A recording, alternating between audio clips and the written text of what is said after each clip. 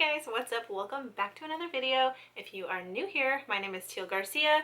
If you are returning here, thank you for coming back. Today I want to talk about websites. Every photographer, I believe, should have a website. I don't think you should rely on Instagram and Facebook pages for your business purposes. It makes you come off a lot more professional to have a website, even if it's just something very simple. I actually just redid my website, so while I was redoing it, I kind of was like, oh, I should do a video about the things that I make sure my website has, the things that I've seen crazy on other people's websites, mistakes that I've made in the past. So I compile a little list. If you're going to put your website together, or you've just recently put it together, or you've had it for a million years but you're not really sure if it's great, here's a list of things that you should think about or include in your photography website. The first one, please make sure that your website is mobile friendly. Nowadays, about 80% of people who view your website will be on their cell phone. Most website hosts now make sure to kind of give you mobile options. Sometimes you have to make sure you don't have to like pay to upgrade to a mobile option, but also while you're building it, check it out on your cell phone and make sure that it looks great. Like, make sure if it's your website and you can't figure out how to navigate or things look wonky on your phone, think about how that's going to make other people feel. You know where to go to find things. Think about somebody who's coming there for the first time. The next one, where are you located? So I see it a lot. People kind of don't go out of their way to include their location. And I think it's important because if I click on a website, I want to know where that person's at. Especially if like they're amazing. I'm like, oh my gosh, where are they at? Like, maybe I'll be there someday. A lot of people kind of reserve their location for their like contact form or their about me section. I don't think that's right. I think you should have it front and center. When I've always had mine absolute front and center. You see a big, fat, fabulous photo on there, and then you see my location. Right now I actually have to have two locations on there because I'm like, obviously between places. So see, I even have two locations on there. I have that I'm in Oahu, Hawaii, and in El Paso, Texas. Like, I have them both on there. Just, it's really nice to keep it front and center. That way, just right away, somebody knows if you're even going to be in their wheelhouse or not.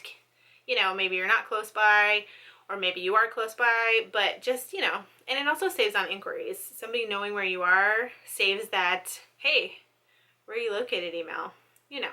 The next one is put your best foot forward. Put your best photos right up front. You want to make sure that somebody clicks on your website and the best photo you have ever taken, or the one that makes you feel a certain way, is front and center. I also think that you should be very limiting on the photos on your website. I don't think you should have 800 photos on there. You don't need one from every session you've done. Pick your favorites. Pick 20 to 25 photos that you want to represent your brand.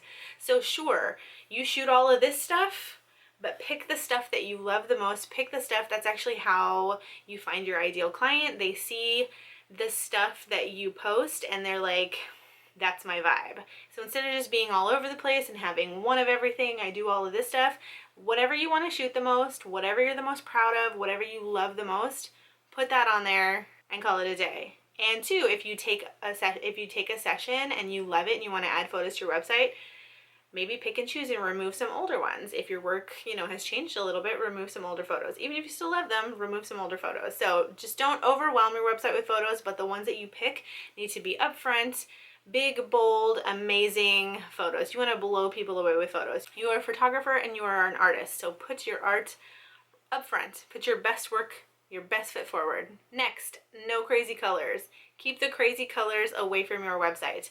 I am a very like neutral person, so because my name is Teal, I used to play with the color all over my website, like, oh, I'll make my logo teal, I'll do this, and I'll put these little buttons, if you hover over them, they turn teal. Like, it's a little cheesy, and just keep it simple. Like, you don't, at this point, you're a photographer. You don't want anything to distract anybody from your photographs. I like a white background on everything with black writing. It's easy to read. It compresses nicely if the font gets small and like you do have a mobile view, but sometimes font gets really small. It's easier to read because it's white background with black letters. Just keep it simple. Don't do crazy colors. Don't do crazy patterns. Short and sweet. I'm talking like reds, greens, blues, like just because, you know, you like the color red, your photo sitting on a red background is going to mess with the colors. It's going to mess with people's eyes. Just keep it simple with the colors. Okay, so this next one might be, I don't know, people might not agree with me on this one, but I say go easy on the words.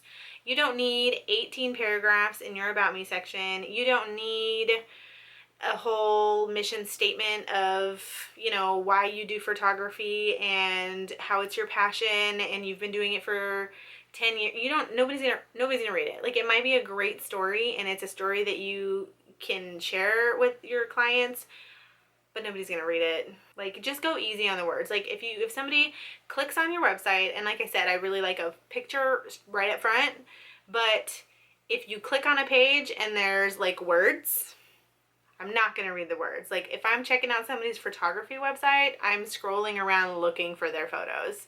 Not the words. I don't care. I'm not gonna read them. The only words I'm gonna read is where you're located. The next one, speaking of words, is having an About Me page. I think that it became, I don't know, it became popular, and I guess even now it's still kind of popular, but you may disagree with me, but I actually don't think About Me pages are that important. Like, sure, have some photos of yourself on your website somewhere, a quick little snippet of like, I like this and I like that, and my photos are, you know, I think the only thing about me on my website is something about like I'm award winning, but it's just like a little snippet. I don't have a whole like About Me page about how like I can't live without coffee and Taco Tuesday is my favorite day of the week. Again, nobody really cares. And like, I feel like it's all been done before, and your About Me page will sound like 18 other About Me pages because people try to get cute, people try to get clever. I don't really think it's important. I don't have an About Me page. Like I said, I just have little snippets when I think it's on my main page actually, but that's it. Like, I feel like you get the gist of it. Okay, we're almost done. The next one that I want to talk about is having a contact form on your website.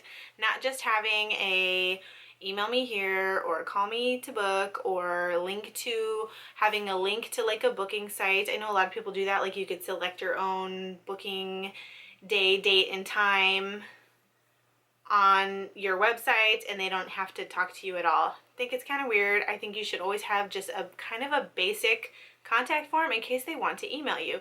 And it's so easy. They can do it right there with you, like right there on your website. They don't got to go anywhere. They don't got to remember your email address and type it in somewhere else. They don't have to do it. Like, they can contact you and ask you questions right there. I think it's super important. It doesn't have to be anything crazy. First name, last name, email address. Tell me what you want. Like, you don't have to do anything crazy. So the very last one, and one that maybe a lot of people don't look over, but I think it's the most important one, is having a custom domain. They're super cheap. You can go on GoDaddy, I believe, and get most of them, depending on what it is, for like $2.99 for your first year, like $15.99 for the first 2 years, something like that. I'm not sure, but pay for your own domain. So like, example, my website is tealgarcia.com. So you go to it and it takes you to a Squarespace site. Well, if I didn't pay for that domain, if I didn't buy my own domain, it would be tealgarcia.squarespace.com. I don't like it. Or people, I think Wix is the most popular one. Wix is popular because it's free. I get that. Don't get me wrong. Like, I get that. So you can have a free website, but I believe that there's still a very cheap way to still connect a domain to your cheap Wix site. I don't know. I've never used Wix. I know that's the thing they get everybody with is their free websites, but everything says blah blah blah .wix.com or whatever, however that works. I just think it comes across more professional to have a custom domain. So I used to have tealgarciaphotography.com, and actually currently right now I have 2 domains that go to the same website. You can do that too. I have tealgarcia.com and teallikethecolor.com because that's my channel name, and they both take you to my website. Same website. You can do that too. So you can buy 18 domains and direct them all to the same website if you want to. But yeah, most important thing, get your own domain. All right, that's all I have.